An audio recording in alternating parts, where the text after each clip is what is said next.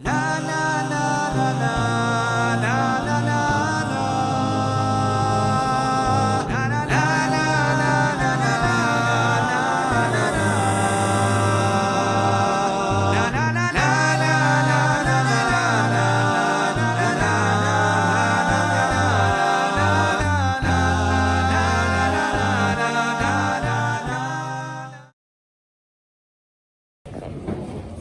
we got a great night ahead.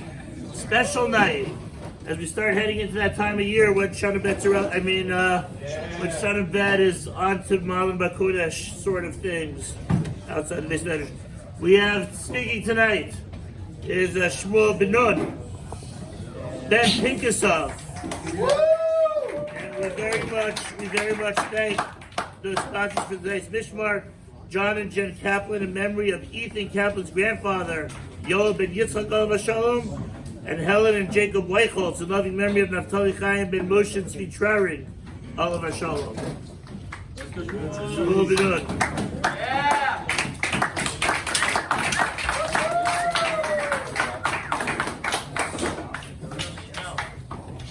Before I begin, I would just like to thank Rav Schachter for helping me out with this Dvar Torah.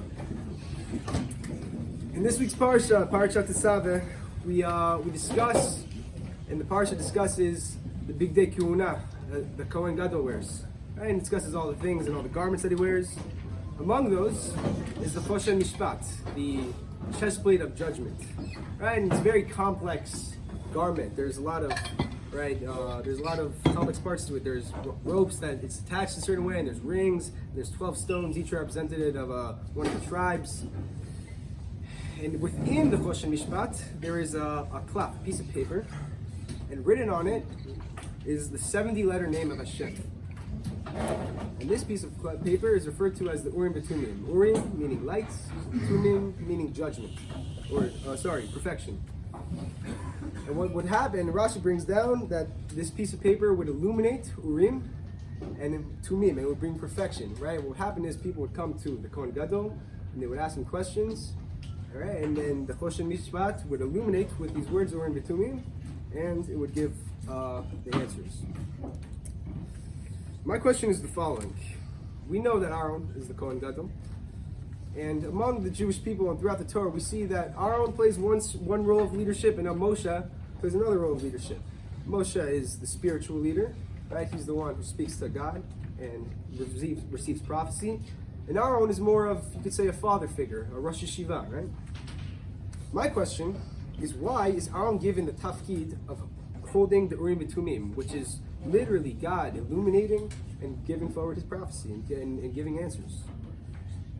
To answer this, we're going to jump back a couple parashot to Parshat Shemot. Perek Daled, Pasuk Yudaled. V'char av Hashem b'Moshe v'yomer, Halo Aaron achicha el Levi yadati, ki daber yidaber hu, v'gam hine hu yotze likratecha, v'ra'ach v'samach belibo. This is referring to when at the burning bush, when God is speaking to Moshe and he tells him, you're going to speak in front of Paro. And Moshe says, me? The one with the speech impediment, the one who's not a good public speaker? Why not my brother, the one who's not with a speech impediment, the one who is a good public speaker? And Hashem says, no, you will still speak, but Aaron will interpret. And not only will he interpret, v'samach belibo, and he will be the simcha within his heart. Rashi brings down that from this, because Aaron was misamech belibo, that he merited, and his Zerah and his children and children's children merited the Choshen Mishpat to wear it. On this, the Ran brings down that this wasn't just a coincidence that Aaron was zochet to wear the Choshen Mishpat because he was misamech belibo. It was midah keneged midah in its essence, because Aaron in a tafkid where, if you think about it, if you were in Aaron's position, wouldn't you be angry? Your brother, who has a speech impediment, is not good at speaking, where you are the one who's clearly the better one at that role, is not getting it. You have to interpret for him. You're the second.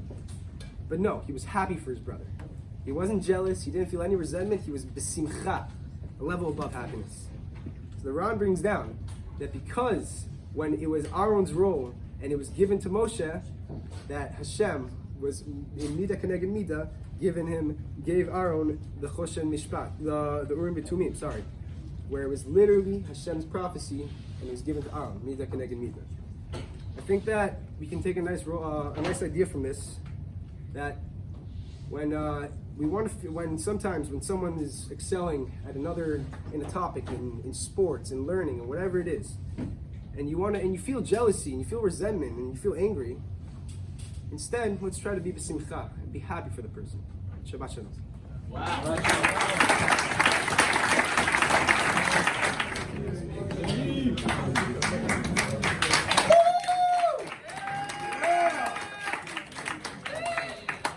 So, before I start my Dvar Torah, I'd like to thank Rav Shimshon, who gifted me the Sefer that inspired this Dvar Torah. Thank you, Rav Shimshon. So, in this week's Parsha Tetzaveh, right off the bat, we're here with a very important question. Why isn't Moshe's name mentioned in the entirety of this Parsha? Right? We see that every single Parsha after Moshe's birth, we see that his name is mentioned. But why specifically in this one isn't it mentioned? We even see Hashem talking to Moshe. Doesn't make sense. So, Rav Yosef Chaim, the Ben Ish Chai, gives an answer to our question, and he says, in next week's Parsha, if you go to Kitisa, after the Jews sinned, and Hashem is talking to Moshe, and Moshe is talking to Hashem, and he's saying, if you don't forgive the Jews, I want my name out of the Sefer Torah. Take my name out of this book which you've written. And so, Ben Ish Chai points out, if you take the word Misifrecha, and you split into two, you get the word Misefer and Chet, which translates to 20th book. And now if we go all the way back to Bereshit, we see that if we count in this week's Parsha, it's actually the 20th Parsha. And so Hashem took Moshe's name out of Misifrecha, the 20th book. That happens to be one of my favorite answers. Now I'd like to share one of my own insights. But before I do that, I want to share a little story. So, in the early stages of my Shana Aleph, I was sitting in the Cheder Ochel, enjoying my hot dog soup. And it was lunchtime. And I overhear two people talking. They're talking behind somebody's back, unfortunately. And I know what you guys are thinking. The Talmidim of Lev HaTorah? Are you serious? That would never happen. I don't believe you. But guys, we have to remember, our Shana Aleph wasn't always as perfect as it is today. So, I'm listening and I'm thinking, I actually know that this person they're talking about, I'm friends with him. So, I'm sure if they knew who this person was, they'd see him a different way. And so that was the first thought I had. And the second thought I had was, what if somebody who didn't have this kesher with this person, who wasn't friends with him, what if they heard this? What would they begin to think about this person? Obviously, they'd have this negative view upon him, this preconceived notion of who he is. But really, that's not true. That's just his name. And so we go back to Moshe Rabbeinu. We see the leader of Am Yisrael took the Jews out of Egypt, stood up to Paro, got the Torah from Har Sinai. And so we come to this question, why isn't his name mentioned? Is it not disrespectful? So we see it's actually the opposite. It's actually out of respect to Moshe Rabbeinu. Because we see that the essence of a person cannot be captured by just their name. We see that we have to look beyond what we hear. And the Torah is reminding us that we might know a person's name. We might have spent a couple months with them. But do we really know who they are? Do we really know the essence of that person? And so, teaching from Rav Weiccholz, we hear that we do not know the last 18 chapters of this person's life. We only know this chapter. We only know the chapter of each other's Shana Aleph. And we don't understand. We don't know what other people have experienced. And so we make conclusions, we make judgments based on what we hear and what we see. But again, this pasuk, Mecheni nam sifrak asher katafta, Perek Lamed Bet, Pasuk Lamed Bet,